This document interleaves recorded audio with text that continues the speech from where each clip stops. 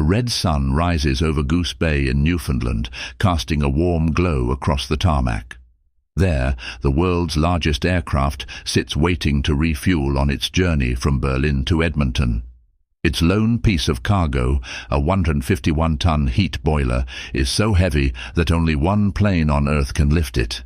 The Antonov An-225 Mriya, 6 turbofan jet engines begin to roar, filling the air with a deafening vibration.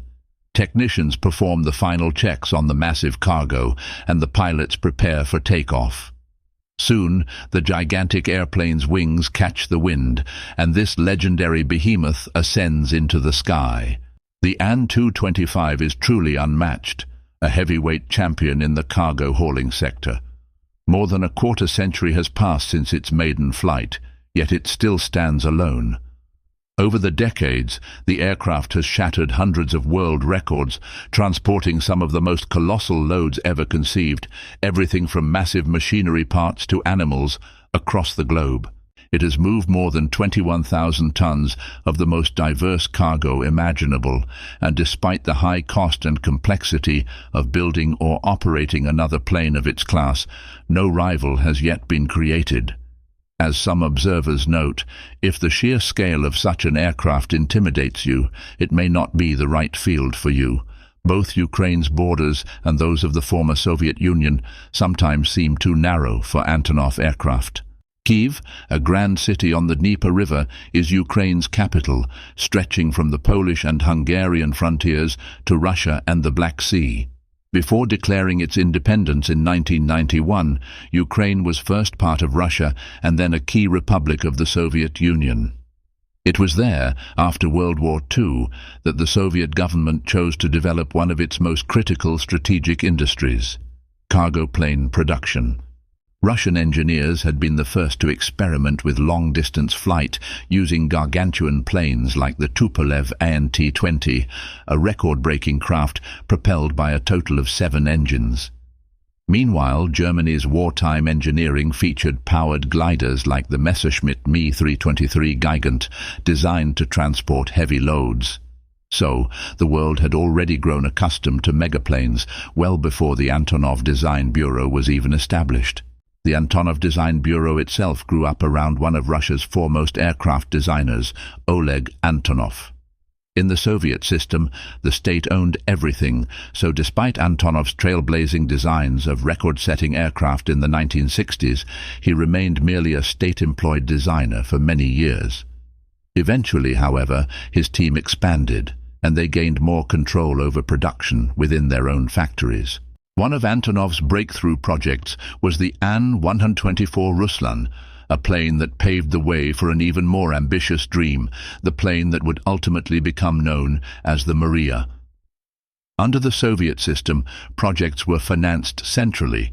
The government assigned tasks, provided funding, and oversaw planning.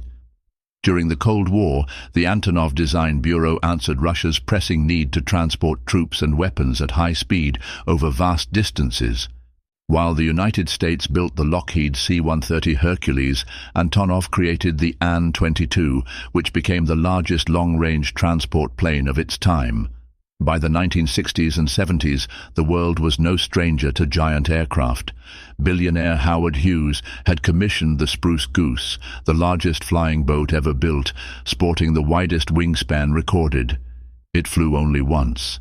Boeing, having adapted its wartime production to commercial aviation, launched the Boeing 747, the largest airliner of its era, in 1970. The U.S. Air Force also developed enormous transports like the C-5 Galaxy, proving there was seemingly no limit to plane size if you had enough lift and engine power. Antonov, meanwhile, kept innovating, adopting jet engines and creating faster, bigger planes for the Soviet military. Designs such as the An-72 introduced over-wing engines to boost lift. However, when the U.S. Air Force deployed its C-5 Galaxy for long-distance missions, the Soviets realized that, in a hypothetical conflict, they too would need to move similarly heavy military cargo just as quickly.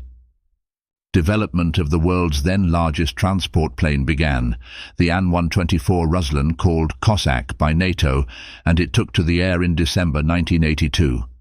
Rivalry between the US and the Soviet Union in the 1980s extended beyond aviation into space. NASA's space shuttle not only performed orbital research, but also formed a key part of the Strategic Defense Initiative, a system of anti-missile technology intended to negate Soviet nuclear capabilities. This technology race strained the Soviet economy until it began to buckle. The Soviets had their own space shuttle, the Buran, built in 1988 when Ukraine was still inside the USSR. They needed an oversized airplane to carry Buran and related components. Because of that, the Antonov Design Bureau, operating near Kiev, was ordered to adapt the An-124 into an even bigger plane to serve the Soviet space program. By this time, Ukraine, and especially Kiev, was a hub of strategic Soviet-era plane design. Fresh from having built the massive An-124, the engineers used that model as a starting point. They grafted on a twin tail so the Buran orbiter could ride on the plane's back, fitted 2 extra engines for a total of 6, designed bigger wings for more lift, and sealed off the An-124's rear loading door. The result was the An-225, nicknamed Mriya, Ukrainian for dream, capable of handling payloads up to 250 metric tons, which could even be carried on the fuselage itself. Structurally, the new plane was an evolution of the An-124, but with significant modifications: an extended wingspan from 73 to 88 meters, a reinforced landing gear system of 32 wheels, some of which could pivot for tight ground maneuvers, and a larger fuselage center section. The Soviet tradition of robust, overbuilt aircraft also made sure the An-225 was rugged enough to land on rough or unpaved runways, a legacy of Cold War defense strategy. On December 21, 1988, the Antonov Design Bureau revealed the Mriya. Having not yet flown, it raised doubts about whether such a monstrous aircraft could truly leave the ground. Yet it soared on its maiden flight, lasting 74 minutes over snowy Kiev. It broke 106 world records in a single day, but times were difficult. The USSR was on the verge of collapsing, and state-funded engineering projects struggled to remain afloat.